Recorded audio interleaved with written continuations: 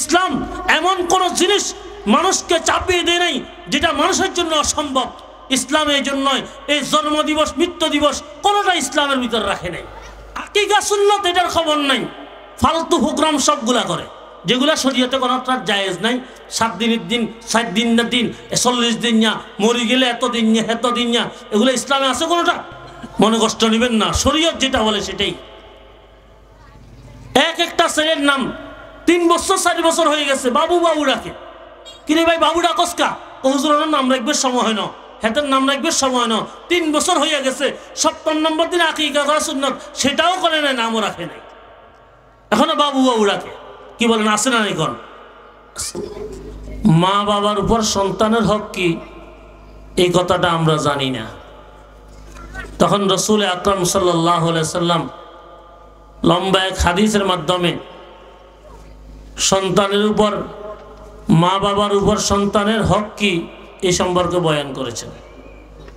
আমাদের দেশে যে বয়ানগুলা হয় সাধারণত এই বয়ানগুলা তো বেশিরভাগ বয়ান হয় মা বাবার হক কি সন্তানের উপর, এই নিয়ে অনেক বয়ান হয়, কিন্তু সন্তানের হক কি মা বাবার উপর এই বয়ানটা একবারে কম হয়। যার ফলে যা হবার আছে হইতেছে, কি হইতেছে, সন্তানগুলা নষ্ট হইতেছে। এই সন্তানগুলা মা বাবার কথা শুনতেছে না। এই জন্য আজকে ওই হকগুলা আমাদের মা বাবারা না জানার কারণে সন্তানগুলা ধ্বংস হয়ে যাচ্ছে। অনেকগুলা হাদিসের সমন্বয় মা বাবার উপর সন্তানের হক কি সমন্বয় করে মোট 17টা হক কিতাবের মধ্যে বর্ণনা করছেন। কয়টা হক? 17টা। কয়টা? 17টা। ভালো করে বুঝবেন, বাড়িতে নেওয়ার চেষ্টা করবেন। সারা রাত ওয়াজ শুনছে, সকালবেলা নামাজের খবর নাই, আমলের খবর নাই, তেলাওয়াতের খবর নাই। এ ওয়াজ শুনলে লাভ কি হয়েছে? ওয়াজ শুনবেন আমলের নিয়তে, ওয়াজ শুনবেন ইখলাসের সাথে, সংশোধনের জন্য। ইনশাআল্লাহ অল্প কথা আল্লাহ তাআলা হেদায়েতের জরিয়া বানাবেন।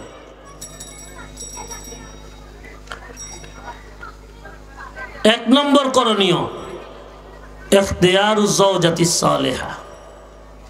এই যুবক ভাইরা ভালো করে মনে রাখেন, বিয়ে এখনো করেন নাই, সর্বপ্রথম করণীয় আপনি এখন থেকে শুরু করতে হবে।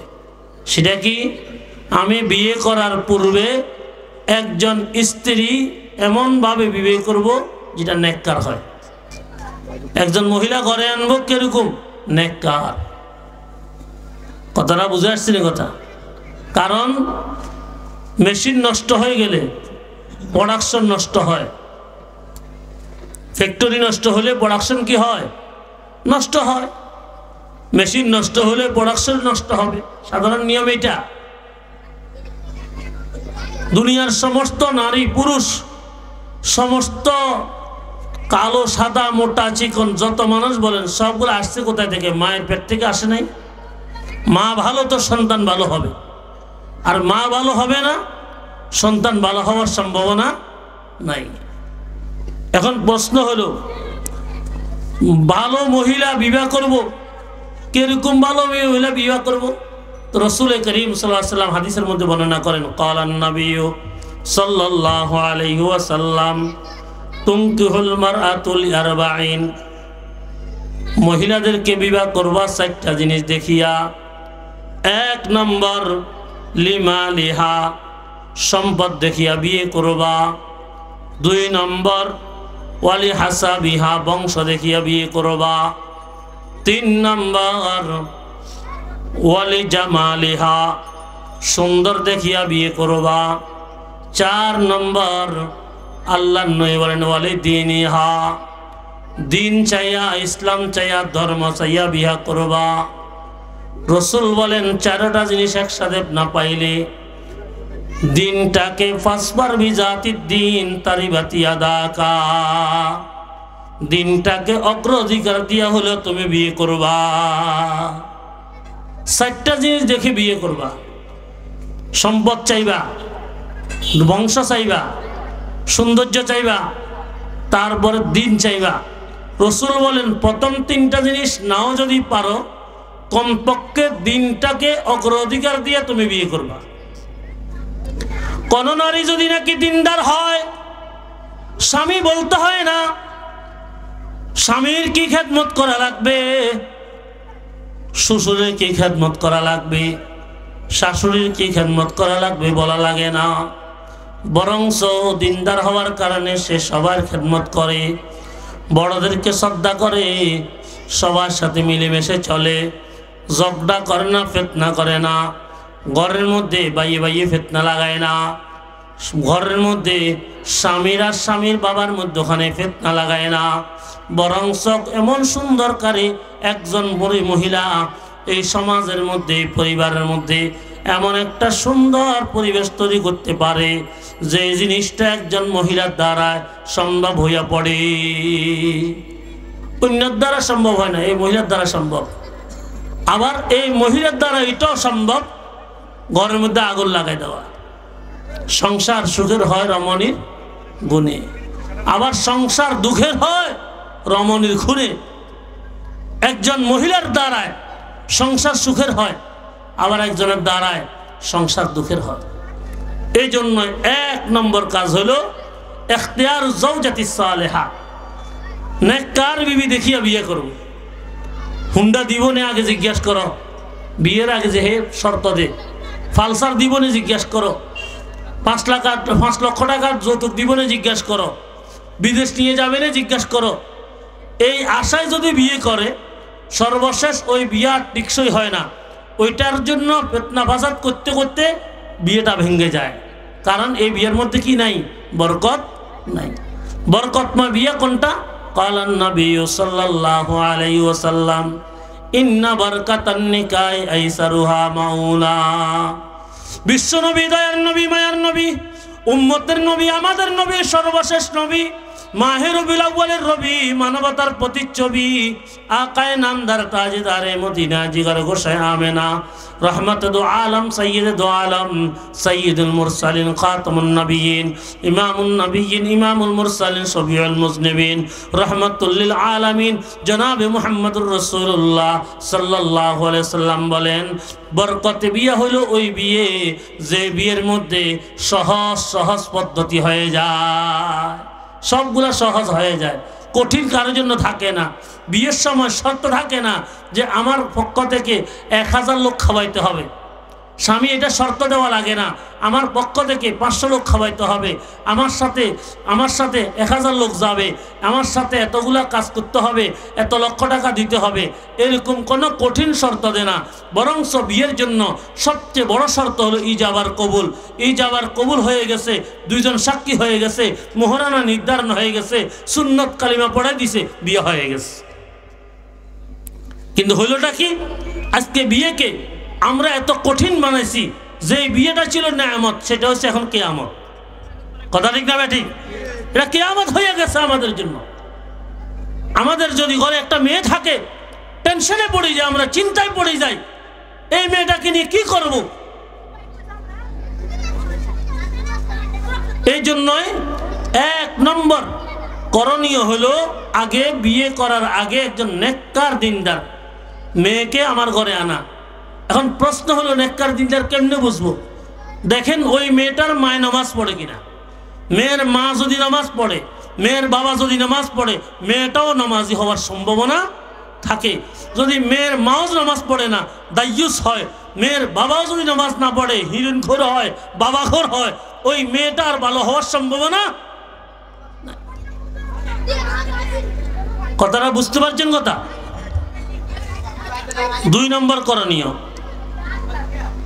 রাসূল আকরাম সাল্লাল্লাহু আলাইহি সাল্লাম বলেন, বিয়ের রাতে তুমি ঘরের মধ্যে তোমার স্ত্রীটাকে আনলা, বিয়ে হয়ে গেল, প্রথম রাত্রের মধ্যে তুমি সাক্ষাতে প্রথমে একটা দোয়া আছে, দোয়া পড়ো, আল্লাহর কাছে দোয়া করো, আল্লাহ আমাদের উভয়ের মধ্যখানে বরকতের ফয়সালা করিয়া দেন। প্রথম দিন তুমি যখন নাকি সহবাস করবি, সেখানে একটা আল্লাহর নবী দোয়া শিক্ষা দিয়েছেন, ওই দোয়াটা পড়ো, বিসমিল্লাহি আল্লাহুম্মা জান্নিবনা শাইতানা ওয়াজান্নিবিশ শায়তানা মা রাযাকতানা। তুমি যে ঘরে জন্ম হয়েছে এটা মুসলমানের ঘর, এক আল্লাহকে স্বীকার করে, এক নবীর উপর তারা ঈমান আনে, এক আল্লাহর তাওহীদ বিশ্বাসী, এক নবীর রিসালাতে তারা বিশ্বাসী। এই কথার আওয়াজটা তাদের কানের মধ্যে শুনাইয়া দাও। রসুল বলেন আশা করা যায় সন্তানটা এই তাওহীদ এবং রিসালাতের বাণী নিয়ে মৃত্যু পর্যন্ত জীবনযাপন করতে পারবে।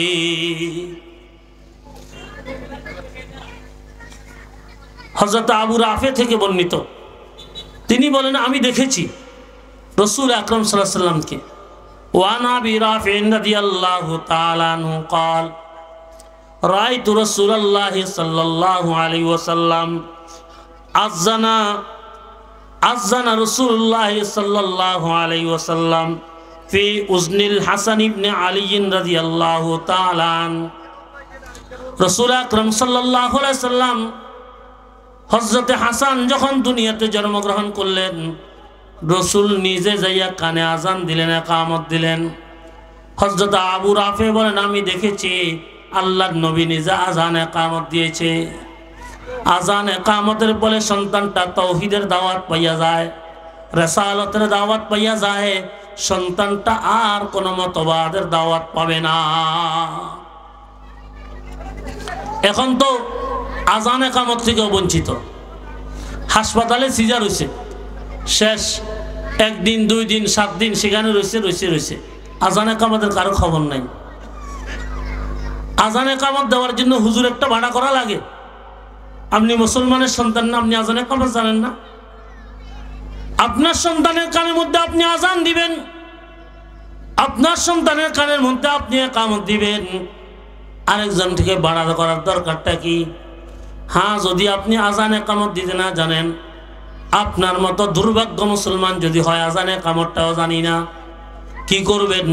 তাহলে কমপক্ষে ভাড়া করিয়ে হলে একজন আলেম নিয়ে যাবেন, একজন ইমাম সাহেবকে ডাকিয়া সঙ্গে সঙ্গে ডান কানে আজান বাম কানে আজানের একামতের ব্যবস্থা করবেন। তাহলে সন্তানটা ভবিষ্যতে ভালো হবে। আপনার করণীয় অভিভাবক হিসাবে আপনার 2 নম্বর করণীয়, 3 নম্বর করণীয় হলো এটা। বুঝে আসছে কথা? মনে থাকবো। 4 নম্বর করণীয়, রাসূল আকরাম সাল্লাল্লাহু আলাইহি ওয়াসাল্লামের জামানায় সাহাবায়ে কেরামের কোনো সন্তান হলে তো রাসূল আকরাম সাল্লাল্লাহু আলাইহি ওয়াসাল্লামের কাছে নিয়ে আসতেন। হুজুরে খেজুর, সামান্য খেজুর চাপাইয়া মুখের মধ্যে দিতেন। এটাকে তাহানিক বলা হয়। তাহানিক করা এটাও সুন্নত। রাসূল আকরাম সাল্লাল্লাহু আলাইহি ওয়াসাল্লাম জবানের মধ্যে খেজুরের এই চাপানো খেজুরের অবস্থা এটা দিয়া, মিষ্টিটা দিয়া হুজুর তার জন্য দোয়া করতেন। হযরত আবু বকর রাদিয়াল্লাহু তাআলা আনহুর মেয়ে হযরতে আসমা বিনতে আবু বকর, হিজরতের পূর্বে তার ছেলে মেয়ে কিছুই ছিল না। বেঈমানেরা বদনাম করতেছে আসমা বিনতে আবু বকরের, আসমার কোনো ছেলে মেয়ে হয় না। কিন্তু হিজরতের পরে হযরতে আসমার ঘরে একজন ছেলে জন্ম হয়েছে। রাসূল আকরাম সাল্লাল্লাহু আলাইহি ওয়াসাল্লামের কাছে নিয়ে আসছে। আনার পরে আল্লাহর নবী তাহানিক করলেন, মুখের মধ্যে খেজুর দিলেন, খেজুরটা চাবাইয়া তার মুখের মধ্যে দিলেন। রাসূল বললেন এই সন্তানটার মুখের মধ্যে যে আমি তাহানিক করেছি, আল্লাহ পাক বরকত দান করুক। এই সন্তানটার জবান আল্লাহ তাআলা এমন বরকত দান করছেন, পরবর্তীতে বড় আলেমদের মধ্যে ওই সন্তানটা একজন বড় আলেম হয়ে গেছে। তাহানিক করা সুন্নত, তাহানিক করবেন, বুঝে নিবেন জিনিসগুলা করণীয় কি। কোনো কিছুর খবর নেই আমাদের।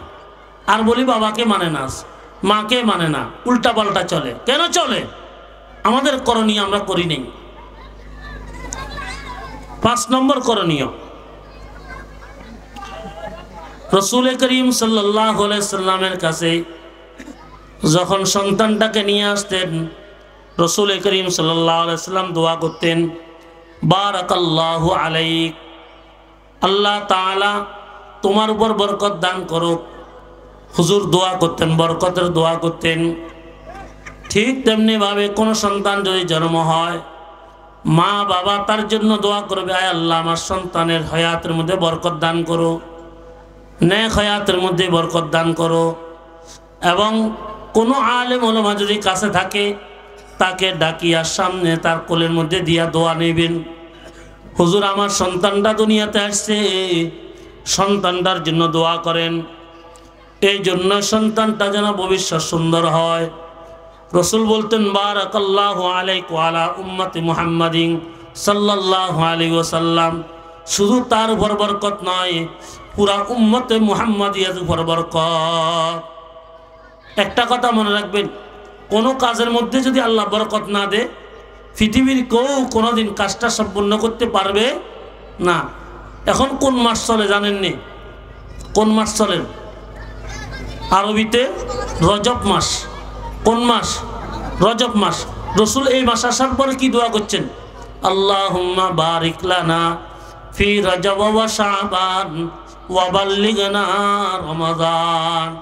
আয় আল্লাহ, তুমি আমাদের জন্য রজব এবং শাবান মাসে বরকত দান করো এবং আমার হায়াতটাকে দীর্ঘ করিয়া রমজান পর্যন্ত পৌঁছার তৌফিক দান করো। রসুল দোয়া করছেন, বরকতের দোয়া করছেন। এই জন্য বরকতের দোয়া করা সন্তানটার জন্য, এটা সুন্নাত। 6 নম্বর, ক্বালা নবী সাল্লাল্লাহু আলাইহি ওয়াসাল্লাম কুল্লু ইমরাইন রাহিনুন বিআকিকাতিহি। আল্লাহর নবী বলেন, হে আমার উম্মতরা শুনো, আমার উম্মতরা শুনো, শুনো শুনো ভালো করে শুনো।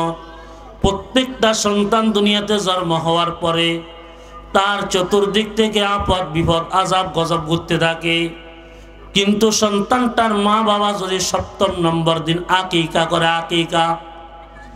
আকিকা করে, ছেলে হইলে 2টা বকরি ছাগল আর মেয়ে হইলে 1টা, যদি জবে করে সন্তানটার জন্য, তাহলে রাসূল আকরাম সাল্লাল্লাহু আলাইহি সাল্লাম বলেন, আল্লাহ পাক এই আকিকার উসিলা করিয়া তাকে সকল বিপদ থেকে মুক্ত করিয়া দেন, সকল বিপদ থেকে মুক্ত করে দেন। আমাদের দেশে কত রেওয়াজ আছে, কত অনুষ্ঠান আছে, অনুষ্ঠানের অভাব নাই। কোন সময় জন্ম হয়েছে আজকে 33 বছর, 33তম জন্মদিবস পালন করেন। কোন সময় বাবা হচ্ছে আজকে 15 বছর ভিন্ন মৃত্যু দিবস পালন করেন। অথচ এই জন্ম দিবস মৃত্যু দিবস ইসলামে আছে কিছু? বলেন না আছে কিছু? নাই। আপনি কোথাকার কি হয়েছেন রইতে সইতে আপনার জন্মদিবস পালন করব? কোন নবী রাসূলদের, কোন সাহাবীদের পর্যন্ত জন্মদিবস মৃত্যু দিবস নাই। আপনি কোথায় থেকে আসছেন? 1.5 লক্ষ নবীর জন্মদিবস আর মৃত্যু দিবস মিলাইলে 2.5 লক্ষ হয়। 1.5 লক্ষ সাহাবায়ে কেরাম তাদের জন্মদিবস আর মৃত্যু দিবস মিলন করলে 2.5 লক্ষ হয়। শুধু ওলিদের কথা বাদ দিলাম, বড়দের কথা আর বাকিদের বাদ দিলাম, তাবিঈন বাদ দিলাম, তবে তাবিঈন বাদ দিলাম, শুধু নবী রাসূল এবং সাহাবী এদের জন্মদিবস আর মৃত্যু দিবস হয় 5 লক্ষ। বছরের দিন কয়টা? 363 দিন। বলেন 5 লক্ষ জন্মদিবস আর মৃত্যু দিবস পালন করতে গেলে দৈনিক কত শত জন্মদিবস আর মৃত্যু দিবস পালন করবে? এই জন্য ইসলাম এমন কোন জিনিস মানুষকে চাপিয়ে দেয় নাই যেটা মানুষের জন্য অসম্ভব। ইসলাম এই জন্য এই জন্মদিবস মৃত্যু দিবস কোনটা ইসলামের ভিতর রাখে নাই। আকিকা সুন্নাত এটার খবর নাই, ফালতু প্রোগ্রাম সবগুলা করে, যেগুলা শরীয়তে কোনটা জায়েজ নাই। 7 দিনের দিন, 7 দিন না দিন, 40 দিন না, মরি গেলে এত দিন না, এগুলো ইসলামে আছে কোনটা? মনে কষ্ট নেবেন না, শরীয়ত যেটা বলে সেটাই। একটা ছেলের নাম 3 বছর 4 বছর হয়ে গেছে, বাবু ডাকে। কিরে ভাই বাবু ডাকস কা? হুজুরের নাম রাখবে সময় হয় না, হেতের নাম রাখবে সময় না। 3 বছর হয়ে গেছে, 7ম নম্বর দিন আকিকা করা সুন্নাত, সেটাও করে নাই, নামও রাখে নাই, এখনো বাবু ডাকে। কি বলেন, আছে না এখন? কেন? অনেকদিন অনেক জায়গায় ভাইরা এই বয়ান শুনিয়ে আসি, হুজুর আমার তো আকিকা করে না। বয়স কয় বছর? 40 বছর হয়ে গেছে, এখন আকিকা করে। বুঝে আসার পর এখন আকিকা করে। আমার এক সন্তানের আকিকা করতে যে কোনো কারণে দেরি হয়েছে, 6 মাস পার হয়ে গেছে, জামিলার কারণে পারি নাই, অসুস্থ চলতেছে। আমার আব্বাজান লালপুর হযরত মুফতি সাইদ আহমদ সাহেব রহমতুল্লাহ আলাইহি ওনাকে যাইয়া বললাম, তো উনি বললেন তুমি তো আকিকাই করো না। তাড়াতাড়ি দ্রুত আকিকা করলাম। আকিকা করার পর থেকে আলহামদুলিল্লাহ ছেলেটা সুস্থ হয়ে গেছে। রসুলের কথা কোন মিথ্যা আছে বলেন? 63 বছর জীবনে যে লোকটা একটা মিথ্যা কথা বলে নাই, কোন বেঈমানের গোষ্ঠী পর্যন্ত বলতে পারবে না এই মহামানব জীবনে একটা মিথ্যা কথা বলছেন। বরং এই 63 বছর জীবনে ওই বেঈমানের গোষ্ঠীও তাকে উপাধি দিলেন আল আমিন। সেই লোকটাই বলেন তোমরা আকিকা করো, আকিকা করলে বিপদ থেকে মুক্ত হয়ে যাবে। কিন্তু তুমি বুঝো না, তুমি আকিকা করতে পারো না। তুমি দুনিয়ার সব অনুষ্ঠান করতে পারো, না যায় সব অনুষ্ঠান করতে পারো, আকিকার অনুষ্ঠান তোমার করতে পারো না। এই জন্য আকিকা করবেন 70 নম্বর দিন আকিকা করবেন। হ্যাঁ, যদি বেশি ঝামেলা হয় 70 নম্বর দিন পারেন নাই, এরপরে সপ্তাহ পরের দিন, ওই দিনের মধ্যে পরের সপ্তাহ, ওই দিনের মধ্যে পরের সপ্তাহ, না পারলে ধারাবাহিক 2-4 সপ্তাহের মধ্যে হইলেও আকিকাটা করে নেবেন। তবে 70 নম্বর দিন করা সুন্নাত। বুঝে আসছে কথা? 7 নম্বর, রাসূল করিম সাল্লাল্লাহু আলাইহি সাল্লাম বলেন 7 নম্বর হইল এই সন্তানটা যখন নাকি 7ম নম্বর দিন আকিকা করবে, তার চুলগুলা কামাইয়া ফেলবে। চুলগুলা কামাইয়া চুলগুলাকে ওজন করিয়া সেই পরিমাণ রূপা অথবা সে তার মূল্যকে আল্লাহ রাস্তায় সৎকা করিয়া দিবে। আল্লাহ রাস্তায় কি করবে? সৎকা করিয়া দিবে। এটাকে বলা হয় হলককরণ, মাথা কামাই ফেলন। কামাইয়া ওই চুলগুলা সমান করে রূপা অথবা ওই রূপার মূল্যকে আল্লাহ রাস্তায় কি করে দিবে? দান করে দিবে। রাকাল নবী সাল্লাল্লাহু আলাইহি ওয়াসাল্লাম as-sadaqatu tubtiu ghadabar rabbi wa mitatassu। রাসূল করিম সাল্লাল্লাহু আলাইহি ওয়াসাল্লাম বলেন এই সৎকার দ্বারায় তোমার জন্য আল্লাহ পাকের নারাজি যদি থাকে এটা উঠিয়া যাবে, অপমৃত্যু যদি লেখা থাকে আল্লাহ তাআলা উঠাইয়া নেবেন। আরে হাদিসের মধ্যে বলেন as-sadaqatu taruddul bala, সৎকার দ্বারা বলা দূর হইয়া যাবে। তোমার কাছে যদি কোনো বিপদ লেখা থাকে এই সন্তানের জন্য, তখন আল্লাহ পাক রব্বুল আলামিন সৎকা করার দ্বারা বিপদ মুক্ত করিয়া দিবে। এই জন্যই সৎকা করব তার জন্য। 8 নম্বর, এই সন্তানটার 7ম নম্বর দিন 1 নম্বর আকিকা করলাম, 2 নম্বরে মালটাটা কামাইয়া দিলাম, সৎকা করলাম, 3 নম্বরে সেই দিন আরেকটা কাজ করব, তার জন্য ফাল ইউহসিন ইসমাহু, রাসূল বলেন তার জন্য সুন্দর একটা নামকরণ করবা। সুন্দর একটা নামকরণ করবা, যেই নামটা ইসলামিক মেন্টে, যেই নামটার সাথে নবী রাসূলদের সাথে নামের মিল আছে, সাহাবীদের নামের মিল আছে, নামের অর্থ আছে, আরবি হয়, নামটার দ্বারা কাজ হয়, এরকম নাম রাখবা। রাসূল করিম সাল্লাল্লাহু আলাইহি ওয়াসাল্লাম বলেন কিয়ামতের ময়দানে আল্লাহ পাক রব্বুল আলামিন প্রত্যেকটা মানুষকে তার নাম, তার বাবার নাম সহকারে ডাক দিবে। তখন হাসরবাসী নাম শুনিয়া বুঝতে পারবে এই লোকটা কোনো বেঈমানের সন্তান নয়, এই লোকটা কোনো কাফেরের সন্তান নয়, এই লোকটা কোনো ইহুদির সন্তান নয়, এই লোকটা কোনো খ্রিস্টানের সন্তান নয়, এই লোকটা আলহামদুলিল্লাহ মুসলমানের সন্তান। নামে ঠিক নাই, কাম ঠিক কেউ কি বেন্ড বলেন? নামে তো ঠিক নাই, কাম কিভাবে ঠিক হবে? কত ভাই আছে দাড়িগুলো রাখে না, সুন্নতি কোনো লেবাসও নাই। আচ্ছা, কথার কথা, এই লোকটা যদি মারা যায়, গাড়ির মধ্যে অ্যাক্সিডেন্ট করে পথে মারা গেল, নদীতে ডুবে গেল, বা কোথাও বিমানে যদি অ্যাক্সিডেন্ট হলো, এই লোকটার ঠিকানাও তো পাওয়া মুশকিল। সর্বশেষ কি বাইর করবে? তার পকেটে কোনো আইডি কার্ড আছে কিনা? কথা ঠিক না বেঠিক? আইডি কার্ডের নামটা দেখে বুঝতে পারবে এই লোকটা মুসলমান না হিন্দু। কথা ঠিক না বেঠিক? তখন তার জন্য জানাজার ব্যবস্থা হবে, মুসলমানি সুন্নত তরিকা দাফনের ব্যবস্থা হবে, বিসমিল্লাহ ওয়া আলা মিল্লাতি রাসূলুল্লাহ পড়া হবে। কিন্তু যেই লোকটা নাম যদি মুসলমানিক না হয়, ইসলামিক নাম না হয়, এই লোকটার কাজও ইসলামিক না হয়, এই লোকটাকে কি সিতার মধ্যে যাইয়া দাফন করবে না মুসলমানদের কবরস্থানে দাফন করবে? কেমনে বুঝবে বলেন?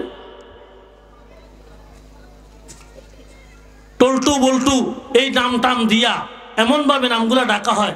হুজুররা কত সুন্দর করে একটা নাম রাখে, হুজুরের নাম এটার পরে দাদায় রাখে আরেকটা, এর পর দাদিয়ে রাখে আরেকটা, এর হরে মায় রাখে একটা, বাবায় রাখে একটা। তো হুজুরের এত কষ্ট করে আনি, মরক জব করি, ভাত খাওয়াই, দাওয়াত দিই, এই নামটা কি লেখছেন সাই কল সাই?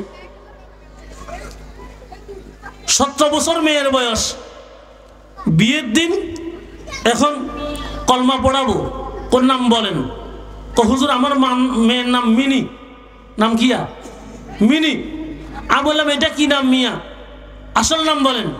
বাবা কায় তো ভুলে গেছি আসল নাম কিয়া। তো মার কাছে ফোন করছে, কাঙ্গ মিনির আসল নাম কিয়া? মায় কো আগে ভুলে গেছি। আচ্ছা, যেই সন্তানের নামটা মাও ভুলে গেছে, বাবাও ভুলে গেছে, এই নামটা কেন রাখলেন? রাসূল করিম সাল্লাল্লাহু আলাইহি ওয়াসাল্লাম বলেন, হাসর ময়দানে আল্লাহ পাক রব্বুল আলামিন প্রত্যেকটা সন্তানের নাম এবং তার বাবার নাম ধরিয়া ডাক দিবে। কোটি কোটি মানুষের সামনে সেই দিন পরিচয় হবে, আপনি কি মুসলমানের সন্তান না বেঈমানের সন্তান। এই জন্যই রাসূল বলে, ফাল ইউহসিন ইসমাহু, সুন্দর একটা নাম রাখো। সুন্দর নামের দ্বারায় হইতে পারে আস্তে আস্তে কামও সুন্দর হইয়া যাবে। নামটা যদি গলত হয়, নামটা যদি ভুল হয়, তাহলে আপনার কাজও তো গলত হইয়া যাবে। যেমন একটা ইসলামিক নাম হলো মুঈনুদ্দিন অথবা মাঈনুদ্দিন। মুঈনুদ্দিন মানে দ্বীনের সাহায্যকারী। সুন্দর নাম না? সুন্দর নাম। কিন্তু মাঈনুদ্দিন নাম রাখি না রাখি একদিকে মহিনুদ্দিন। মহিনুদ্দিন বয়স হয়েছে কত? 40 বছর। নাম বলবো না, চিনে যাবেন। ফিনি টাউনে একটা বড় ফ্রেশের মালিক, আমার বন্ধু মানুষ, নাম রাখছে মহিনুদ্দিন। তার বাংলা অর্থ কি? দিনকে অপমানকারী, ইসলামকে অপমানকারী, এহানত থেকে। আমি জিজ্ঞেস করলাম আপনি কি নাম রাখলেন? মহিনুদ্দিন। মহিনুদ্দিন অর্থ কি? মহিন মানে যে দিনকে অপমান করে। আপনি কি দিনকে অপমান করেন? ইসলামকে অপমান করেন? তো এটা তোর না, তো তার নাম পাল্টান। এই 40 বছর বয়সে তার নাম পাল্টা দিছি। নাম রাখেন মাঈনুদ্দিন, ইসলামের সাহায্যকারী। উল্টা পুল্টা নাম রাখে আর আসিয়া বলে, হুজুর আমার তো সব উল্টা পাল্টা। আরে তোমার নামটা তো উল্টা পাল্টা। কথাটা বুঝে আসছে কথা? এই জন্য বাবার দায়িত্ব এগুলা। আজকে আমি মা বাবার ওয়াজ করবো না, আজকে সন্তানের ওয়াজ করি। কি কারণ? মা বাবার ওয়াজ তো প্রত্যেক দিন শুনেন, ও দোস্ত আবাব, কিন্তু আজকে সন্তানরা কেন মানে না? আপনার করণীয় আপনি করেন। সুন্দর একটা নাম রাখবেন। এরপরে 8-9 নম্বর করণীয়, এই সন্তানটাকে খতনা করাবেন। মুসলমানি কয় আমাদের দেশে, মুসলমানি। খতনা করেন সুন্নত। খতনা করেন কি? সুন্নত। রাসূল আকরাম সাল্লাল্লাহু আলাইহি সাল্লাম যেদিন হাসান রাদিয়াল্লাহু তাআলা আনহুকে 7ম নম্বর দিন যেদিন আকিকা করছেন, সেই দিন খতনা করে ফেলছেন। সেই দিনে খতনা হয়ে গেছে, সুন্নত আদায় হয়ে গেছে। ও দোস্ত আবাব, আমাদের সন্তানগুলা আজকে 8 বছর, 9 বছর, 10 বছর, 12 বছর হইয়া যায়, এখনো খতনা করায় না। খতনা করার কথা মনেও থাকে না, বাবারও মনে থাকে না, মায়েরও মনে থাকে না। ইসলাম ধর্মের আর ইসলাম মৌলিক যে বিষয়গুলো, তার মধ্যে একটা হলো খতনা করা। মুসলমানের সন্তানকে খতনা করাইতে হবে। কথাটা বুঝে আসছে কথা? যত অল্প বয়সে পারেন তার স্বাস্থ্যের দিকে খেয়াল করি, নাবালেগ থাকতেই তাকে খতনা করাই ফেলবেন। 10 নম্বর রাসূল করিম সাল্লাল্লাহু আলাইহি সাল্লাম বলেন, আদাবাহু, সন্তানটাকে ছোটকাল থেকে তরবিয়ত দিবা, আদব শিখাইবা। আদব, সন্তানটাকে ছোটকাল থেকে তুমি আদব শিখাইবা।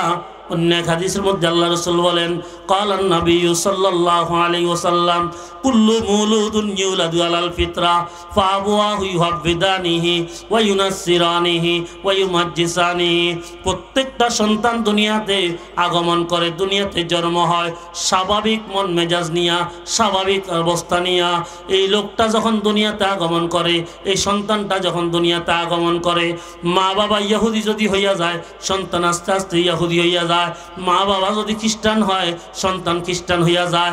মা বাবা যদি অগ্নিপূজক হয়, হিন্দু হয়, তখন সন্তানটা অগ্নিপূজক হয়। হ্যাঁ, মা বাবা যদি মুসলমান হয়, সন্তানটাও আস্তে আস্তে মুসলমান হয়। এই জন্য দোষ প্রথম মা বাবার।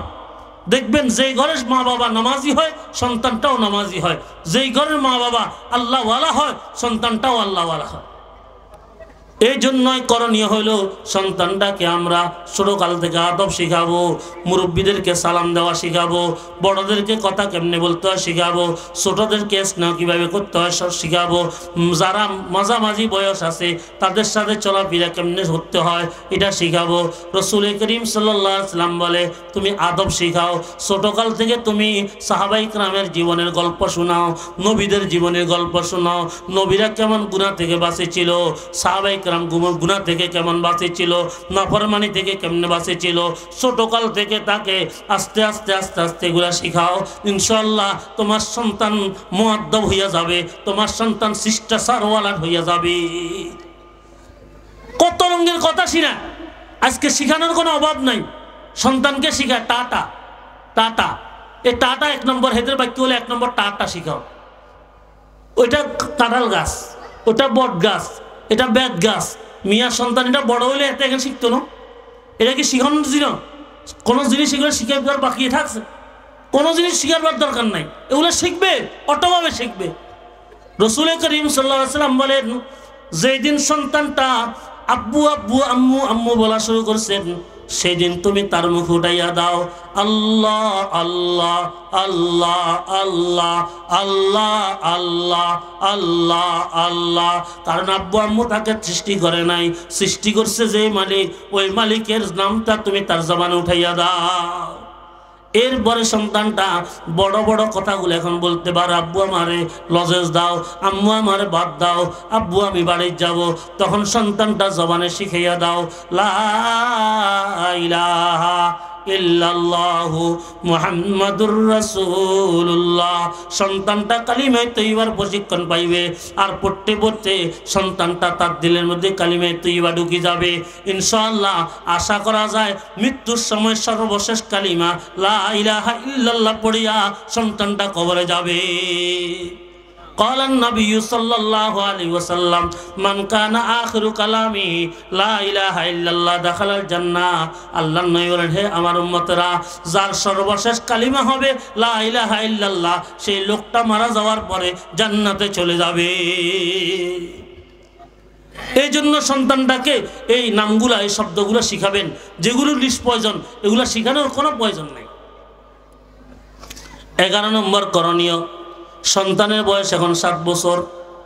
কালান নবী সাল্লাল্লাহু আলাইহি ওয়াসাল্লাম মুরু আওলাদাকুম বিসসালাত ওয়া হুম আবনাউ 7 সিনিন। রাসূল করিম সাল্লাল্লাহু আলাইহি ওয়াসাল্লাম বলেন আমার উম্মতেরা, সন্তানের বয়স যখন নাকি 7 বছর হয় নামাজের নির্দেশ করো, নামাজের নির্দেশ করো, নামাজের গুরুত্ব বোঝাও, তাকে নামাজের গুরুত্ব বুঝাইয়া নামাজ পড়ার জন্য তাকিদ করো। ওয়াজরিবুহুম ওয়া হুম 10 সিনিন। রাসূল বলেন এখন বয়স 10 বছর হয়ে গেছে, এখনো নামাজ পড়ে না। রাসূল বলে এবার প্রহার করো, মারিয়া হলো নামাজের অভ্যাস করো। কোনো আমলের জন্য, কোনো কাজের জন্য রাসূল মারতে বলে নাই, কিন্তু নামাজের জন্য বলছে প্রহার করো। ওয়াজরিবুহুম, তাদেরকে মারিয়া, ওয়াহুম 10 সিনিন, যে অবস্থা তারা 10 বছর হয়ে গেছে, নামাজের জন্য তুমি তা মসজিদে নিয়ে যাও, মসজিদে গিয়ে নামাজের কাতারে দণ্ডমান করাই দাও। তুমি তারপরেও নামাজ পড়ে না, আল্লাহ রাসূল বলেন ওয়াজউহুমুল মাজাজি। এরপরে সওয়ালে হইয়া গেছে, এখন নামাজ পড়ে না। রাসূল বলে বিছনা পৃথক করে দাও, ঘর থেকে বাহির করে দাও, ঘর থেকে বাহির করে দাও। তুমি রাগ দেখাও, নামাজ কেন পড়বা না?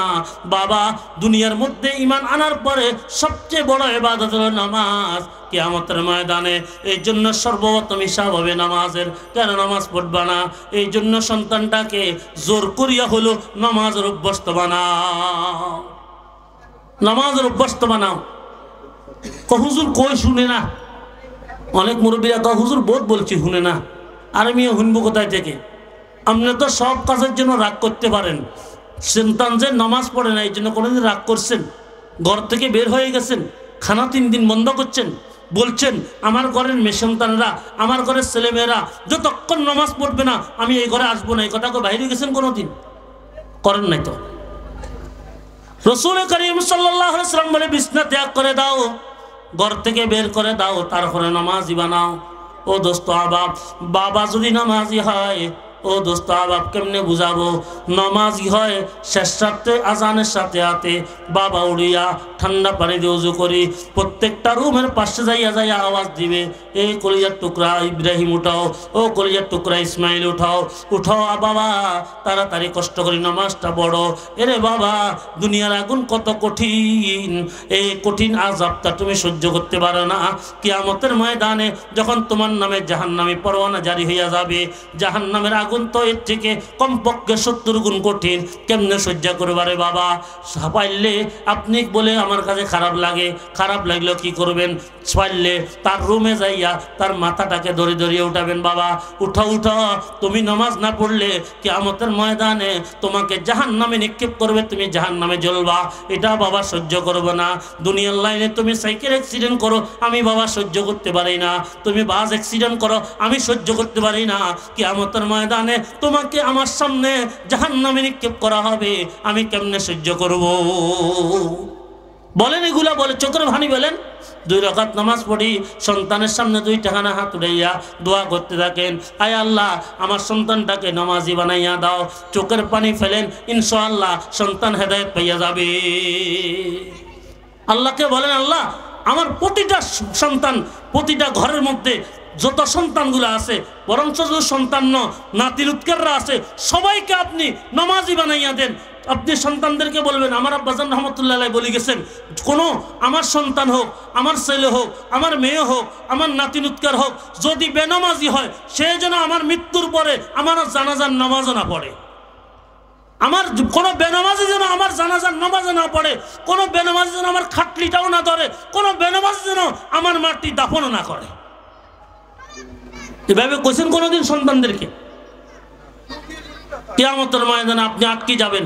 আমি যে আয়াতটুকু আপনাদের সামনে পড়ছি, আল্লাহ পাক রব্বুল আলামিন বলেন, ইন্নামা আমওয়ালুকুম ওয়া আওলাদুকুম ফিতনা। ও বান্দা বান্দীরা, তোমাদের সম্পদ, তোমাদের সন্তান, এই 2টা জিনিস পরীক্ষার বিষয়বস্তু। আল্লাহ পাক রব্বুল আলামিন সম্পদের ব্যাপারে 2টা প্রশ্ন করবেন। মিন আইনা ইকতাসাবা, কোথায় থেকে কামাই করলা, হালাল পদ্ধতি না হারাম পদ্ধতি? ওয়া মিন আইনা আনফাকা, কোন জায়গায় খরচ করলা, হালাল পদ্ধতি না হারাম পদ্ধতি? কিন্তু সন্তানদের ব্যাপারে কি প্রশ্ন করবেন? আল্লাহ পাক রব্বুল আলামিন বলবেন, তোমার সন্তানটাকে আল্লাহর গোলাম রাসূলের উম্মত বানাইতে পারছো কিনা, নেককার বানাইতে পারছো কিনা? যদি না পারো, তোমার ব্যক্তি যদি অলসতা থাকে, অলসতার কারণে সন্তান যদি নেককার না হইয়া ফাসিক ফুজ্জার হইয়া যায়, কিয়ামতের ময়দানে তোমার ব্যক্তিগত হজ, ব্যক্তিগত নামাজ, ব্যক্তিগত রোজা, ব্যক্তিগত জিকির, ব্যক্তিগত তেলাওয়াত, এগুলা দিয়ে তুমি জান্নাতে যাইতে পারবা না। তারা ধরবে, আল্লাহ আমার যে ফাঁসির কাঠগড়ায় নিলেন, আমার যে জাহান্নামী বানাইলেন, আয় আল্লাহ কার জন্য জাহান্নামী এসে? আমার আব্বার কারণে। এই আব্বা হাজী সাহেব কোনোদিন আমার নামাজের কথা বলে নাই, আমাকে কোনো ভালো হওয়ার জন্য কোনো পদক্ষেপ গ্রহণ করে নাই, তাহলে আজকে তাকে জাহান্নামে না নিলে আমার কেমনে নিবেন? রাসূল আকরাম সাল্লাল্লাহু আলাইহি ওয়াসাল্লাম এই জন্য বলছেন, আলা কুল্লুকুম রাইন ওয়া কুল্লুকুম মাসউলুন আন রাইয়াতিহি। এ আমার উম্মতরা, শুনো শুনো শুনো শুনো, কিয়ামতের ময়দানে প্রত্যেকজন দায়িত্বশীলদেরকে আল্লাহ পাক রব্বুল আলামিন তার দেবেন। ছেলে কোথায় গেল, মেয়ে কোথায় গেল, কিভাবে পরিচালনা করছ, তার বাবাকে অবশ্যই প্রশ্ন করবে। একজন মেয়ের অভিভাবক সময় সময় 4 জন, কোন সময় বাবা, কোন সময় বড় ভাই, কোন সময় স্বামী, কোন সময় ছেলে। এই 4 প্রকারের পুরুষকে কিয়ামতের ময়দানে তার ওই অধীনস্থদের ব্যাপারে প্রশ্ন করবেন। সেই দিন কিভাবে বাঁচবেন? এই জন্য সন্তানদেরকে নামাজের জন্য কঠোরভাবে নির্দেশ দেন, তুমি নামাজ পড়বা, না হয় আমি ঘরে আসবো না। বুঝে আসছেন কথা? এরপর আসেন 12 নম্বর, সন্তানটা এখন 7-8 বছর বয়স হয়ে গেছে, 5-6 বছর বয়স হয়ে গেছে। রাসূল করিম সাল্লাল্লাহু আলাইহি ওয়াসাল্লাম বলেন, ক্বালান নবী সাল্লাল্লাহু আলাইহি ওয়াসাল্লাম, খায়রুকুম মান তাআল্লামাল কুরআনা ওয়া আল্লামা। সর্বশ্রেষ্ঠ শিক্ষা হলো কোরআনের শিক্ষা। তোমাদের মধ্যে সর্বশ্রেষ্ঠ ব্যক্তিকে যিনি কোরআন শিখে এবং শিখায়। এখন সন্তানটাকে কোরআন শিক্ষা করেন। কোরআন শিক্ষা হলো ফরজ শিক্ষা, যেহেতু নামাজ ফরজ, নামাজ পড়তে হলে কোরআন শরীফ পড়তে হয়, এই জন্য ফরজ শিক্ষা হলো কোরআন শিক্ষা। এই সন্তানটাকে স্কুল, ইউনিভার্সিটিতে, কলেজে যেখানে দিবেন দেন, কিন্তু ফরজ শিক্ষা, কোরআনের শিক্ষা আগে শিখাইয়া দেন। কোরআনের শিক্ষার জন্য এই নুরানি মাদ্রাসা কোরআন শিক্ষার জন্য এই বাগেরহাট সাইদিয়া সুলতানুল উলুম হাফেজিয়া মাদ্রাসা এখানে ভর্তি করাইয়া দেন। ভর্তি করাই সন্তানটাকে সহি শুদ্ধভাবে কোরআন পড়ার মতো যোগ্যতা দিয়ে দেন। তারপরে এই সন্তানটা মৃত্যু পর্যন্ত নামাজ পড়বে, তার নামাজগুলো শুদ্ধ হবে ইনশাআল্লাহ। কিন্তু যদি নাকি ছোটকালে কোরআন শিক্ষাটা না দিতে পারেন, ও দোস্ত আবার বুড়া হয়ে গেলে তবলিগে যাইয়াও শুদ্ধ করতে পারে না। বুড়া হইয়া গেলে বহু চেষ্টা করলে তার জবান পরিষ্কার থাকে না, মুখস্থ থাকে না, এই লোকটার নামাজ হইতেছে না। বলেন এত কষ্ট করে আল্লাহর দরবারে কান্নাকাটি করেন, দোয়া করেন, কবুল হয় না কেন? নামাজও তো কবুল হয় না, শুদ্ধ তেলাওয়াত নাই। সূরা ফাতিহাটা শুদ্ধ করে পড়তে পারে না, সূরা ইখলাসটা শুদ্ধ করে পড়তে পারে না। কি করিয়া নামাজ শুদ্ধ হবে? যে ব্যক্তির নামাজ হচ্ছে না, বলেন তার সাথে আল্লাহর কোনো কানেকশন আসেনি। এই জন্য সর্বোত্তম শিক্ষা হলো কোরআন শিক্ষা। এই কোরআন শিক্ষা শিক্ষিত করবেন, পারলে যেগুলাকে মেয়েগুলাকে হাফেজা বানাবেন, তাহলে কি লাভ হবে? এই বুকে যে কোরআন ধারণ করবে, এই কোরআনটা তাকে জান্নাতে নিয়ে যাবে। আপনি অভিভাবক হিসাবে আপনাকেও এই কোরআন জান্নাতে নিয়ে যাবে। তাহলে আমার এই 12 নম্বর যদি সন্তানদের দায়িত্ব পালন করতে হয়, 12 নম্বর করণীয় হলো কোরআনে শিক্ষা দিবেন। এরপরে আসেন 13 নম্বর। কোরআন তো হলো ইবারত, কিছু অক্ষরের নাম, কিছু শব্দের নাম, কিন্তু এই কোরআনের মধ্যে ইলম আছে না নাই? কোন আছে না নাই? ক্বালান নবী সাল্লাল্লাহু আলাইহি ওয়াসাল্লাম তালাবুল ইলমি ফরিজাতুন আলা কুল্লি মুসলিমিন। এবার রাসূল কি বলেন? হে উম্মতরা শোনো, শুধু কোরআনের ইবারত মুখস্থ করলে হবে না, কোরআনের ইলম যেটা আছে ইলম, ওই ইলমটাকে তোমাকে শিক্ষা করা ফরজ। ইলমটা শিক্ষা করা কি ফরজ। কোরআনের ইবারত পড়লেন, কিন্তু নামাজের মধ্যে ফরজ কয়টা জানেন না, ওয়াজিব কয়টা জানেন না, সুন্নত কয়টা জানেন না, তাইয়ামুম জানেন না, গোসল ফরজ কয়টা জানেন না। আপনার ফরজ হইতেছে না, ওয়াজিব ঠিক থাকতেছে না, সুন্নত ঠিক থাকতেছে না, তাহলে আপনার ওই কোরআনের শিক্ষা থেকে বঞ্চিত হওয়ার কারণে আপনার পুরো জীবনটা ধ্বংস হয়ে যাইতেছে। এই জন্য রাসূল বলছে ইলমে দ্বীন অর্জন করাও যেভাবে ফরজ, যেমন নামাজ ফরজ, নামাজের জন্য ইলম অর্জন করাও ফরজ। এই জন্য ইলমে দ্বীন অর্জন করা কি ফরজ। আপনার সন্তানটাকে মাদ্রাসায় ভর্তি করাইয়া দিবেন, মাদ্রাসায় ভর্তি করাইয়া এখন সন্তানটা আলহামদুলিল্লাহ কোরআন পড়তে জানে, মাদ্রাসা পড়াইয়া আলেম বানান। ওই মিয়া খেয়াল করেন, এক সময় কইতো কয় মাদ্রাসা পড়াইলে বাত হয় না, কইতো নি? মাদ্রাসা পড়াইলে বাত পায় না, মাদ্রাসায় পড়াইলে বাদ পায় না, না পায়। এখন আধুনিক যুগ, একটু মিডিয়ার মধ্যে তাকাই দেখেন এক হুজুরের দাম কত। কথা ঠিক না ব্যাঠিক? আপনাদের এখানে যদি একজন হুজুর আনতে হয়, এরকমও হুজুর আছে 1 ঘন্টা সময় দিবে 1 লক্ষ টাকা দিয়ে পাবেন না, আছে না নাই? কল এগুলো আগের যুগে মানুষের চোখ বন্ধ করি বলিয়া মানুষকে উল্টা পথে চালাইছে। এখন সে কথা বলার আর সুযোগ নাই। পরিপূর্ণ যে ব্যক্তি কোরআনের শিক্ষা অর্জন করবে, পরিপূর্ণ আল্লাহ এবং রাসূলের তরিকা অনুযায়ী, আল্লাহর হুকুম অনুযায়ী চলবে, ইনশাআল্লাহ বাত নয় সারা দুনিয়া তার গোলাম হয়ে যাবে। अगर एक तू नहीं मेरा तू कोई शै नहीं मेरी, अगर एक तू नहीं मेरा तू कोई शै नहीं मेरी, तू जब मेरा फलक मेरा समा मेरा जमा मेरी। আমি বিস্তারিত আলোচনা করতে গেলে এর সময়ের মধ্যে পারবো না, এই জন্য সংক্ষেপে বলছি। কোরআনের শিক্ষা, আপনাকে সন্তানকে কোরআনের শিক্ষা দিবেন, আলেম বানান, হাফেজ বানান, দেখবেন আপনি গর্ব করতে পারবেন। আপনি যত বড় কোটিপতি হন, ওই পিছনে রিক্সাওয়ালার ছেলে আলেমের পিছনে নামাজ ইক্তেদা করতে হবে। কথা ঠিক না ঠিক বলেন না? তার ইলমের কারণে তাকে সামনে নিয়ে গেছে। দুনিয়ার লাইনে সে সামান্য সুযোগ, কিন্তু আখিরাতের লাইনে তো ওই উলামায়ে কেরাম আপনাকে নেতৃত্ব দিবেন, সেখানে তো অনেক উলামায়ে কেরাম আপনাকে নেতৃত্ব দিয়ে সামনে নিয়ে যাবেন। এই জন্য সেদিকে আর যাব না। আপনার সন্তানটাকে কোরআনের শিক্ষা দিবেন, কোরআন পড়াবেন এবং কোরআনের শিক্ষা দিবেন। 14 নম্বর, অনেক মা বাবা আছে সন্তানের সাথে ইনসাফ করে না। জিনিস একটা ভাগ করতে গেলে এক সন্তানকে বাড়াই দেয়, আরেক সন্তানকে কমাই দেয়, আছে না নাই? কোন আছে? মাসালা শুনেন, কোনো বাবা কোনো মা দুনিয়াতে জীবিত থাকা অবস্থায় যদি আপনার কাছে চকলেট 3টা থাকে, তাহলে এই চকলেট 3টা যদি ছেলে 3টা থাকে, 3 জনকে 3টা দিবেন। বাঘের মধ্যে বন্টনের মধ্যে কোনো বিশৃঙ্খলা করবেন না।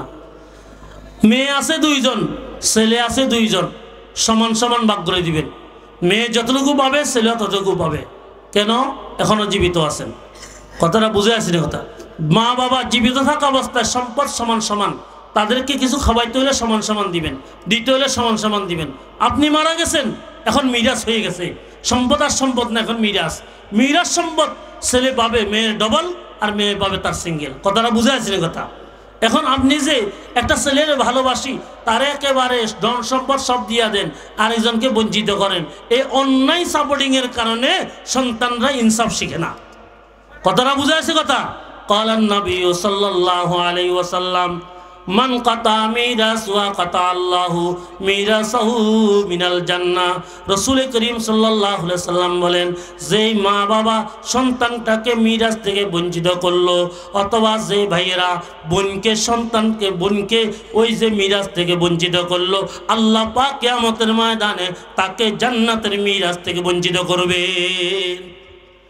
অনেক ভাইরা আছে বোনদের হক দেয় না, আছে না নাই? কোন জিজ্ঞেস করলে বলে, তোরে কত টাকা দিয়ে বিয়ে করছি স্মরণ আছে? তোরলে আমি এ করছি সে করছি, তোরলে এত টাকা ব্যবস্থা করছি, এগুলা খোঁড়া দিয়া তারে বাবার সম্পত্তি থেকে বঞ্চিত করে, বাইয়ে তার হক দে না।